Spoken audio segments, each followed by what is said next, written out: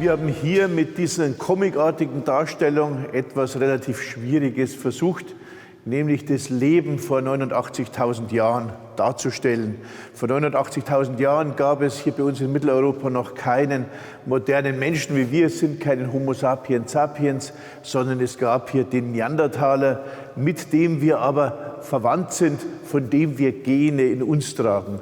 Wie lebte nun dieser Neandertaler vor etwa 80.000 Jahren? Davon haben wir aufgrund der Archäologie eine ganz konsistente Vorstellung. Zum ersten Mal zum Klima. Das Klima in der damaligen Zeit war kälter, wir leben in der Eiszeit, aber Eiszeit bedeutet nicht, dass es immer kalt ist. Die letzte Eiszeit dauert von etwa 115.000 bis etwa 20.000, 15.000. Das heißt, einen ganz langen Zeitraum, in dem es die verschiedensten Klimaschwankungen gibt. Klimaschwankungen, die durchaus warme Zwischenperioden ermöglichen, die aber auch dazu führen, dass etwa vor 22.000 Jahren wieder große Eisvorstöße kommen, die alles wegreißen und die ein Leben vollkommen unmöglich machen.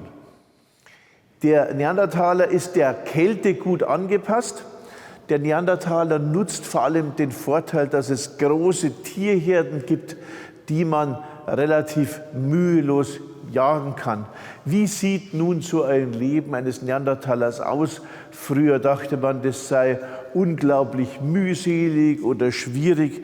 Das ist nicht der Fall. Das Leben ist im Gegenteil relativ einfach und das haben wir hier dargestellt. Es ist eigentlich so, wie wenn Sie sich heute in den Urlaub begeben, nur dass Sie kein Hotel haben, sondern dass Sie eine selbstgebaute Hütte haben, die eher so Iglu-artig ist, vermutlich aus Zweigen, aus Leder, aus Holz. Des Weiteren verfügen die Menschen über Jagdwaffen, wie hier beispielsweise über Speere, mit denen sie relativ gut und schnell die großen Tierherden erlegen können. Sie sehen, dass die hier auch baden, das heißt, im Sommer wird es durchaus warm. Die Gruppen sind relativ klein, wir rechnen mit 15 bis 30 Personen.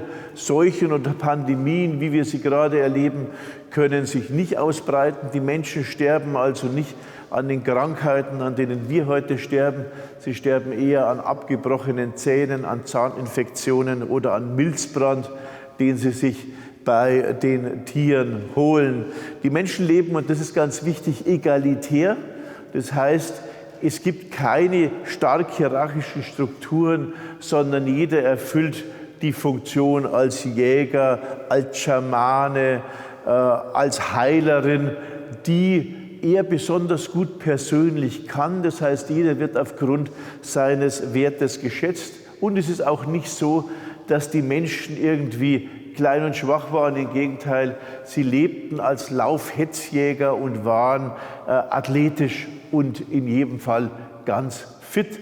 Sie starben auch nicht mit 20 oder 30 Jahren, sondern sie erreichten durchaus ein respektables Alter. Natürlich war die Kindersterblichkeit wesentlich höher. Das Leben ähnelt in gewisser Weise, ich sage das also an anderer Stelle, dem, was wir in einem Urlaub rekonstruieren, wenn wir also faul am Strand liegen, wenn wir also dort grillen und Steaks essen, wenn wir Beachvolleyball spielen, dann imitieren wir letztlich die damalige Jagd und leben wieder wie im Paläolithikum. Mit einer Ausnahme, bei uns gibt es einen Zahnarzt.